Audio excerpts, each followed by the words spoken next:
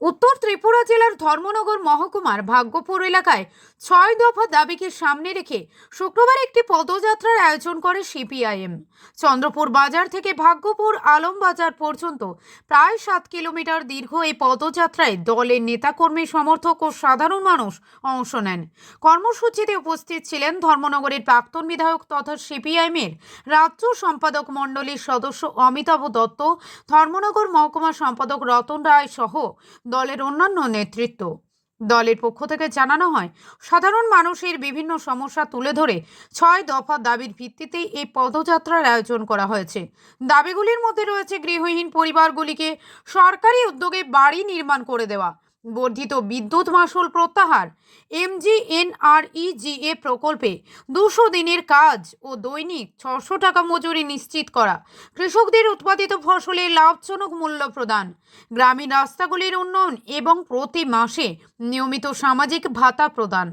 চন্দ্রপুর বাজার থেকে শুরু হওয়া এই পদযাত্রা ভাগ্যপুর আলমবাজারে গিয়ে শেষ হয়। কর্মসূচির মাধ্যমে সিপিআইএম নেতৃত্ব সরকারের কাছে দ্রুত ৬ দফার দাবি বাস্তবায়নের আহ্বান জানান। ধর্মনগর প্রতিনিধি রিপোর্ট, প্রতিদিন ত্রিপুরা।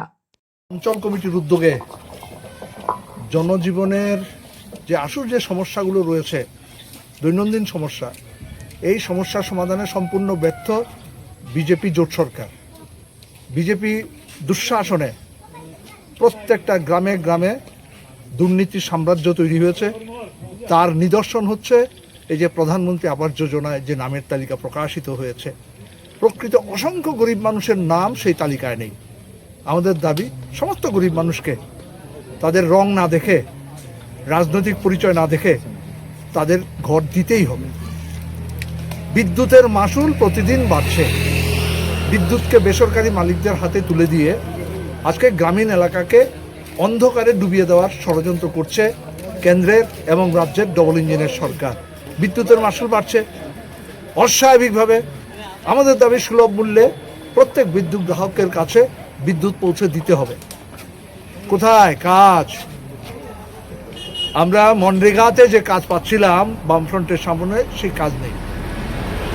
30 থেকে 40 দিন কাজ হয়, শুধুমাত্র ছবি তোলা হয়। কাজ কোথায়? কাজের মজুরি পাচ্ছে না। প্রতিশ্রুতি ছিল 340 টাকা মজুরি, 200 দিন কাজ। কোথায় কাজ?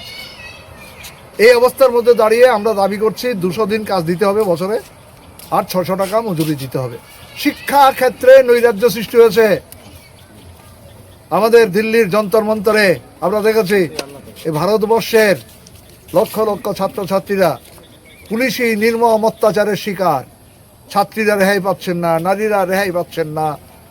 তাদের প্রাইভেট পার্সে নৃশংসভাবে প্রকাশ্যে তারা আক্রমণ সংগঠিত করছেন, যা আজকে সারা দেশের না, সারা পৃথিবীর মানুষ ভারতবর্ষের কেন্দ্রীয় স্বরাষ্ট্র দপ্তরকে ধিক্কার জানাচ্ছে। আমরা চাইছি শিক্ষার আধুনিকীকরণ, শিক্ষার সার্বজনীনতা, সবার জন্য শিক্ষা, সবার কাছে কাজ, হাতে কাজ যেন পৌঁছে যায়। বেকাররা চরম হতাশার মধ্যে, কোনো স্থায়ী নিয়োগ নেই। আউটসোর্সিং থেকে যে সমস্ত নিয়োগ হচ্ছে সেখানেও দুর্নীতি চলছে।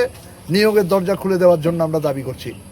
আমাদের দেশের সভ্যতার, আমাদের খাদ্য উৎপাদনে, আমরা যাদেরকে বলি অন্নদাতা কৃষক, কোথায় ভর্তুকি? বাম শাসনে আমরা সার, বীজ, কীটনাশক, ঔষধ, কৃষি যন্ত্রপাতি কেনার জন্য আমরা ভর্তুকি পেতাম, সমস্ত ভর্তুকি তুলে দেওয়া হয়েছে। সার নেই, বাজারে সার নেই, সারের আকাল, কালোবাজারি থেকে অধিক দামে কৃষকদের সার কিনতে হচ্ছে। কৃষকের উৎপাদন খরচ বেড়ে গেছে, কিন্তু কৃষক তার উৎপাদিত ফসল বাজারজাত করতে পারছে না। এই পরিস্থিতির মধ্যে আমরা দেখছি সামাজিক ভাতা দিচ্ছিলেন রাজ্যের বামফ্রন্ট সরকার, প্রায় 33-34টা প্রকল্পে 4.5 লক্ষাধিক পরিবার ভাতা পেতেন।